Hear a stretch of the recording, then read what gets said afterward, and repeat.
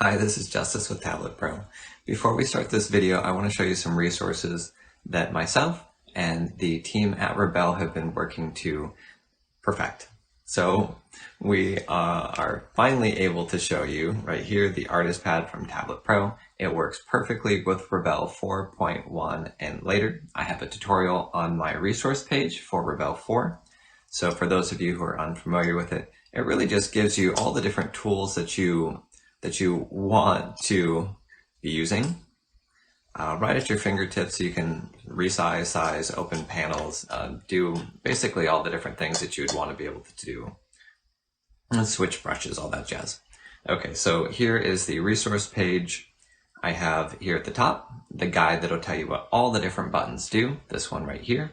There's an affiliate purchase link right here, this blue button. If you use that, it'll help me continue development as well as support my family, and I really appreciate you using that.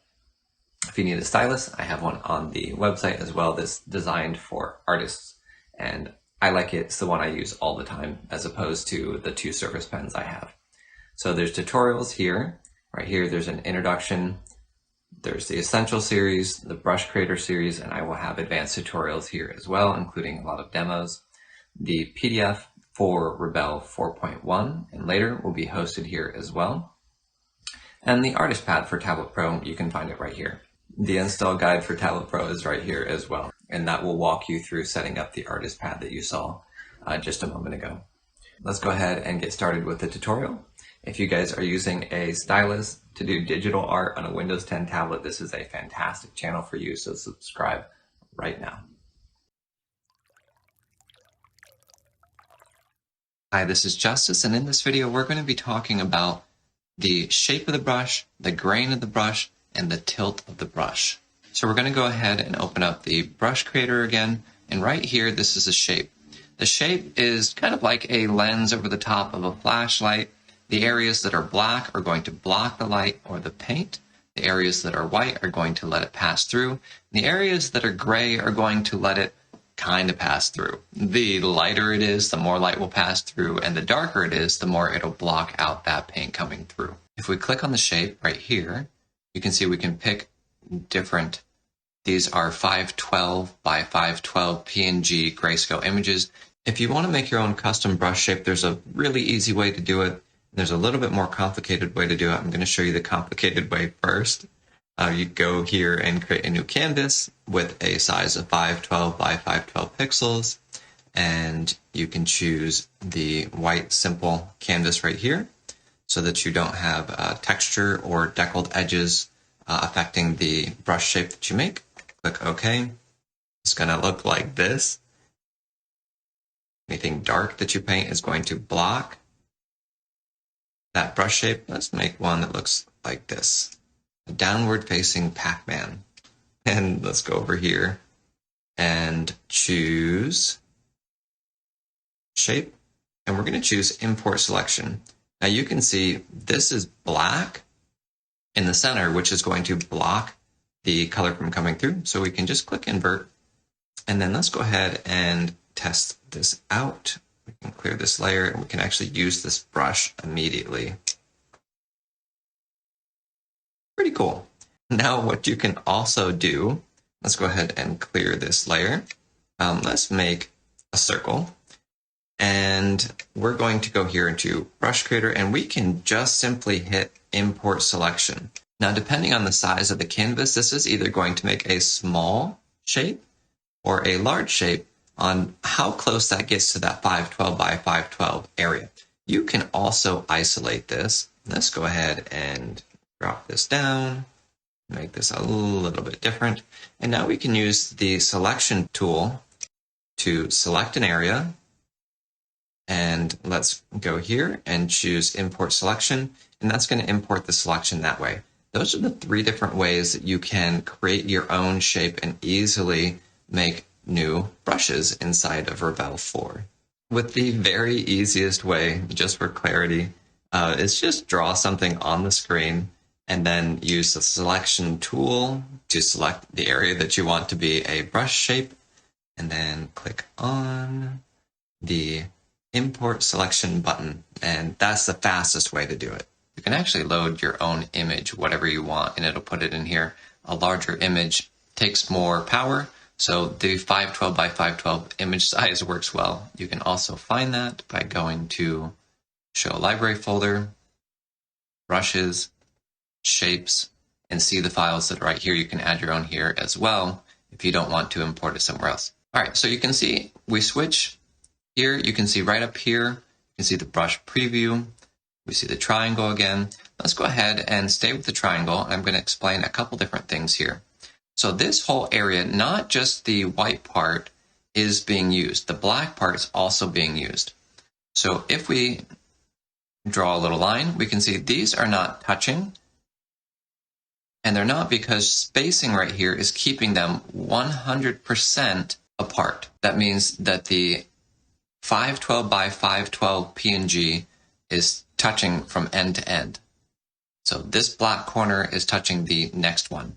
If we were to decrease this to roughly 50, these would overlap 50%. And you can see that they do. If we bring this down to 25%, these will overlap 3/4 of the way through. And if we get down to 4, they're going to be overlapping all but 4% of this 512 by 512 image, which if you do that math real quickly, it's about 4%.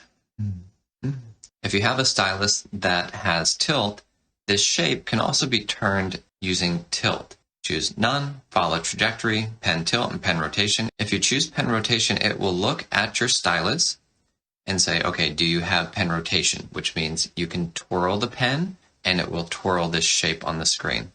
If you don't, then it will select for you Pen Tilt, which means as you tilt your pen, the shape will rotate with it, or follow Trajectory, which just means that the shape will follow the path that you're drawing with your pen. We can also do this with the grain. So the grain can follow rotation as well. Now I've picked a grain that's a little bit easier to see. So here I'm going to tap on the screen. You can see the grain. And then down here, follow shape size and shape rotation. If I turn these off, you're going to notice that we're going to get the same size pattern every time. Draw across, you're going to see the same size. If I tilt the pen, it's still going to be revealing the grain underneath, and the grain won't track with the rotation of the brush. So we're going to click on Shape Size. This is going to make the grain grow and shrink with the brush size, or with the shape size. And then here we're going to do the same thing with rotation. So now if I tilt the pen, you're going to see that that grain is going to rotate with the shape as well. And I like that. I think that's a really powerful feature. In Rebelle 4, there's been an increase in the number of shape and grain images that you can apply per brush. If you want to add another set of shape and grain, you can just click this Add Image button and choose a new shape or a new grain or both. You can now do 4, and this is a pair. So shape and grain, I'm going to tap here. I've created this already. This is number 2 of 4, shape and grain, shape and grain, shape and grain. So now if I select a different grain here, that's going to affect only number 4 of 4, not 3 of 4, 2 or 4, or 1 of 4. Let's go ahead and set this back to make it a little easier to see and close this. Now as I draw across the screen, you can see we have these spaced out at 100, so it means it's going to show 100% of this image, shape and grain overlaid, and is going to go sequentially through these. Typically, this might be set to a spacing that is lower, so you're creating more of a brush stroke with this. For now, for demonstration purposes, we're going to keep this back up at 100. Inside of here, random, pen pressure, and pen tilt have an additional option. We're going to select pen pressure. Note that we have 1, 2, 3, 4 different shape and grain sets. So we're going to go down here to the bottom and you can see image sequence. This block of blue, this pressure range, so right here, if I press lightly, it's going to make a circle every time. This black area, unfilled area, is going to do nothing. If I apply more pressure, these areas are going to be triggered. This is image sequence 1, sequence 2, sequence 3, sequence 4. We want all of these to be triggered with light pressure. You can bring these over here, and let's leave a big area where nothing. I press harder, and I have to press very hard to get to this last shape. And this works for all three of these settings here, for the randomizer, the pen pressure, and the pen tilt. So there's three options underneath both shape and grain. The first one is rotate, which if we're using just a circle or a square, you're not going to see that, but with the spot, we can see that pretty easily. Flip, and invert. And invert will just take the black, make it white, and white, and make it black. In the next video, we're going to be talking about these constraint settings. What are these numbers? Why do we have negative numbers? What do they mean? And how do we use these to create the ideal brush that we want? All right, stay tuned, and I'll see you in the next video.